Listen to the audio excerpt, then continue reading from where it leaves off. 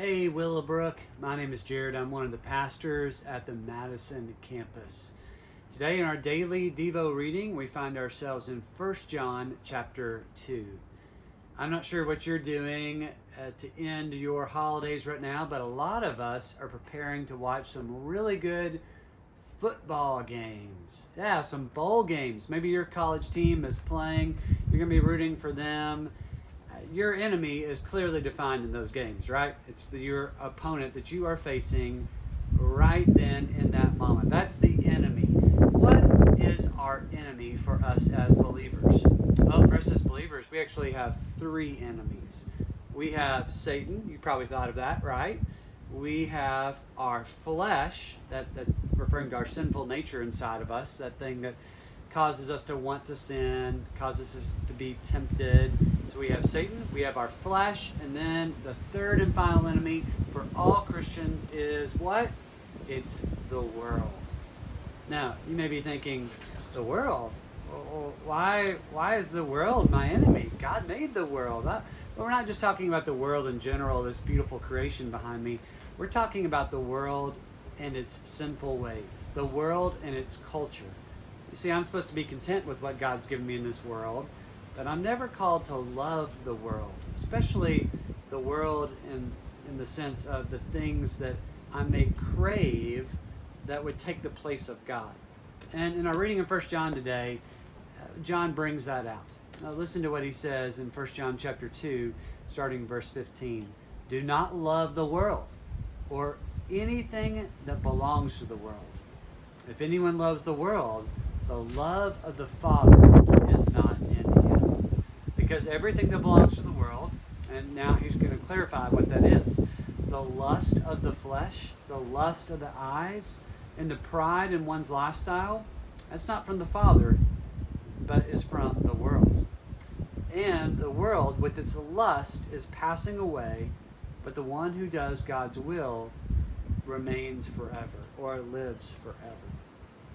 Everything that you and I enjoy in this world, everything that our flesh could desire and crave, all that someday is going to be gone. Someday in eternity, it's not going to matter how much we had here, what we accomplished here. The only thing from this world that we can take to heaven are the souls of men.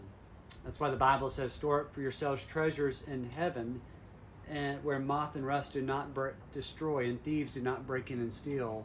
Store up for yourselves treasures there and not on this earth. How can you tell if you love the world too much?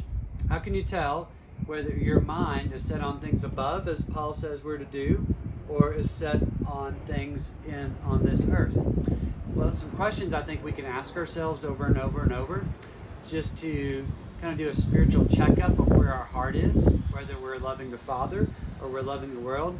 Here's three questions for you I want you to ask today. What excites me? What excites me most?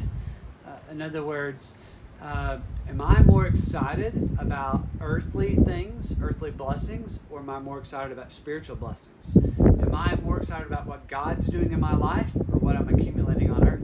What excites me? The second question I want you to ask, what do I crave? In other words, what do I want more of?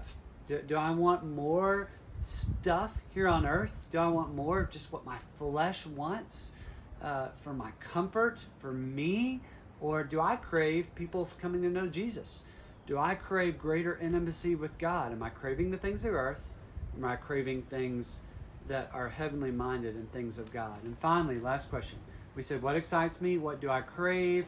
And then, what about this? What disappoints me most when it's missing? Oh, yeah. If one of my creature comforts is taken away, does that really bother me? You know, if there's something I feel like I deserve or something I've grown accustomed to on this earth, and when it's gone, that I feel an emptiness? Or what hurts me most when I'm missing? Is it God? Is it His presence? Is it seeking Him? Is it time alone with Him? You know, can I go days without spending time with God, and that aches and hurts me because I am so living off the strength of intimacy with God that when that's gone, I can tell. Some of you, if you're honest, you can go days without spending time with God, and you're okay with that. Why? Because you're not living off the strength of God.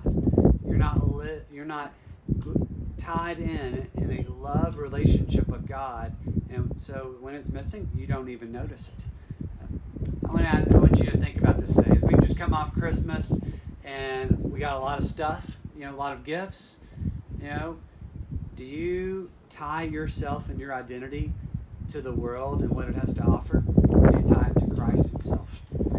Secondly, as we approach the new year, and you're thinking about what you want to be different, let me challenge you. One way that you can be different in a good way is for your life to be tied to the love of the Father and not to the love of the world. Have a great day, Willowbrook. Hope to see you soon in the new year.